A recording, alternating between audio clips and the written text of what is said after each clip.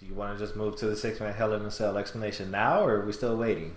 Go ahead. I want to see how this shit is going to happen because I want to see it, but... So, things have been stewing, right? You have all these storylines that are coming to a head, like we just talked about. In order to pull off a 6-man Hell in a Cell and not have it come off as shock value for the sake of shock value, or just doing it for the hell of it, you need to make sure that you put some actual thought into it. And it just seems to me that in the past few months, that has been the goal. At least that's the way the storyline, like we said, that's the way it's been inclined. So, Brock Lesnar is the champion. He has to defend his title at Hell in a Cell anyway. Kayfabe-wise, he's supposed to defend his title anyway, whatever. John Cena needs to be in the match. He wants to be in the match because he didn't get the fair shake against Brock Lesnar that he should have gotten at Night of Champions, and that is his motivation for being in there. Now, when we get to Dean Ambrose, he has a major problem with John Cena, and not only that, he knows now that Seth Rollins is looking to cash in on Brock Lesnar despite the fact that it's Brock Lesnar. Like before, that was a question whether or not he would try to take advantage of Brock Lesnar, but now that he knows that Seth doesn't give a fuck about the authority and what their agenda is, he was trying to go into business for himself. I feel like if I'm Dean Ambrose, I want to be in that match because I don't want to be in a situation like I was in at Night of Champions. The only way to guarantee that I'll be ringside when Seth Rollins tries to cash in is to be in that match and to be a part of that match. That way, if he tries to cash in, I'll be there to fuck it up. Seth Rollins wants to be in the match for the same reason that he wanted Dean Ambrose to be in the Money in the Bank ladder match so that he can keep an eye on him. Because that's the only way that he'll be able to, hopefully come away with the title. Because with Dean Ambrose there and just being there, he's a threat. And then you have Randy Orton and Kane, who I think we can see the writing on the wall. I mean, everything that Triple H is doing for Seth Rollins, like we talked about, it's causing friction between the authority to the point where it's like, hey, what the fuck about us? I mean, Randy Orton was plan A at a point, and now he's plan B, C, D, wherever the fuck he is.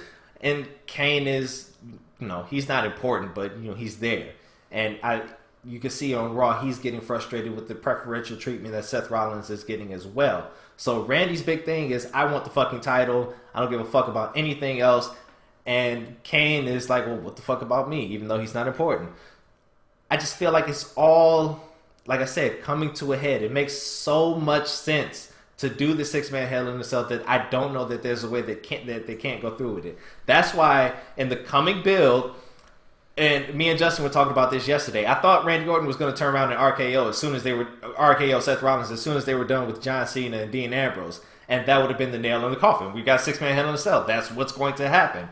But you still have other weeks of build that you have to consider. You have to let this stew. This idea that Seth Rollins is causing all of this dissension, that he's creating all of this chaos that Randy Orton has had to go out and Randy Orton and Kane has had to go out and deal with.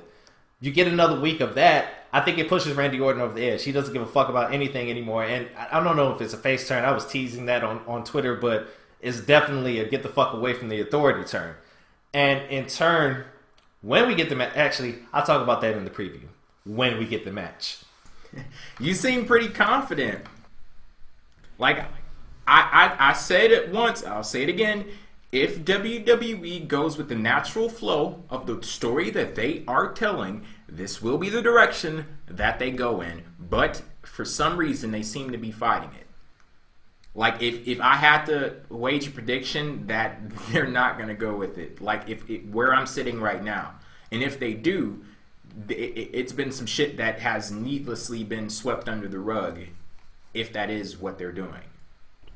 So one more time, tell me why Seth Rollins wants to be in this match.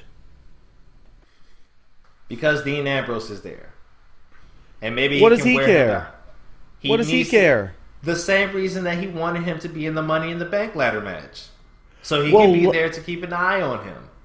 Well, then why would he want to be in this match? Why not let Dean Ambrose get beat up by every single other person? He's going to be in no shape to stop Seth Rollins from cashing in on whoever comes out beaten and tattered. If you're Seth Rollins, Brock Lesnar has a problem with you. John Cena has a problem with you. Dean Ambrose has a problem with you. Roman Reigns could randomly come back and have a problem with you. Orton has a problem with you.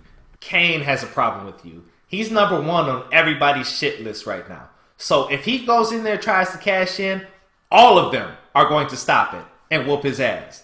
So if I'm Seth Rollins, better to be in the match and have a chance to come away with the title legit than to try to cash in at the end of the match and have everybody focused on me alone. At least in the 6-man Hell in a Cell, there's a chance that you could pin someone else that's not the champion, and everybody is scattered across and focused on each other and trying to come away with the title. But if he tries to cash in, he is the focus. But as the Money in the Bank, I just can't believe that he would want to willingly be in a Hell in a Cell match when he is already the Money in the Bank holder and he can cash in whenever he effectively feels like it. So I just don't think that his character would want to be in that match. And that's why Dean Ambrose has to get him to the point where he's so angry that he makes these mistakes. And everything comes full circle there. Interesting. So what happens if Seth Rollins comes away with the title? I think he will. I could see it, honestly, because then you can almost put off Dean Ambrose and Seth Rollins till WrestleMania, because everybody has a problem with Seth Rollins, and Dean Ambrose has to fight through everyone then. That makes a lot of sense. And they have to fight each other to get to him. Yeah, I like that, actually. Manny, I'm not even going to repeat it, but everything that you said, it was wonderful. If it happens, that's the key. That's the cosmic key. Let's see if we can get it like Goldust and Stardust did.